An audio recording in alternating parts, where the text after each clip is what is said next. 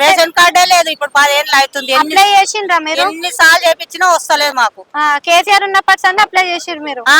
కేసీఆర్ ఉన్నప్పటి నుండి చేస్తూనే ఉంటాం, మరి ఇప్పుడు వరకు లేదు. కిరాయిలు కట్టలేక చిల్లర గుడి చేసుకొని ఉన్నాం, పైసలు కట్టి. అది ఉంటుందో ఊడిపోతావో తెలియదు. మేము కట్టినాక ఈ పువ్వుగాడలు వేసింది. మరి ఇప్పుడు చూస్తున్నావు కదమ్మా, కేసీఆర్ ఉన్నప్పుడు ఎట్లుంది, మరి రేవంత్ రెడ్డి పరిపాలన ఎట్లా అనిపిస్తుంది? కేసీఆర్ ఉన్నప్పుడు పాపం బీదోళ్ళకు కళ్యాణ లక్ష్మణ ఇచ్చిండు, ఈయన అది లేదంట ఇది లేదంట. ఇప్పుడు ఈయన ఇస్తా అన్నాడు కదా, తులం బంగారం అన్నాడు, మళ్ళీ అట్లానే 1,00,000 రూపాయలు ఇస్తా అంటుండు కదా. ఏదమ్మా ఏడా ఇచ్చిండు? ఏమమ్మా బతుకమ్మ చీరలు అంట అవి ఏమి ఇయ్యలేదంట. మాకైతే రేషన్ కార్డు లేదు కానీ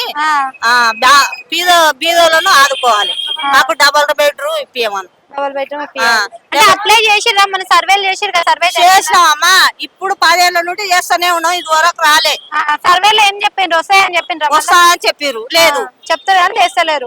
డబుల్ బెడ్రూమ్ అప్లై కూడా చేపించినాం, రాలే. ఎందుకు రాలే అని అడిగిరా మీ సేవలు? ఎట్లా అడగలే, మరి అడగాలి కదా. వాళ్ళు ఫోటోలు నింపుకొని పోయిండ్రు, వస్తాయన్నారు. ఇప్పటి వరకు ఏది లేదమ్మా, అవి అయితే ఇప్పియమను.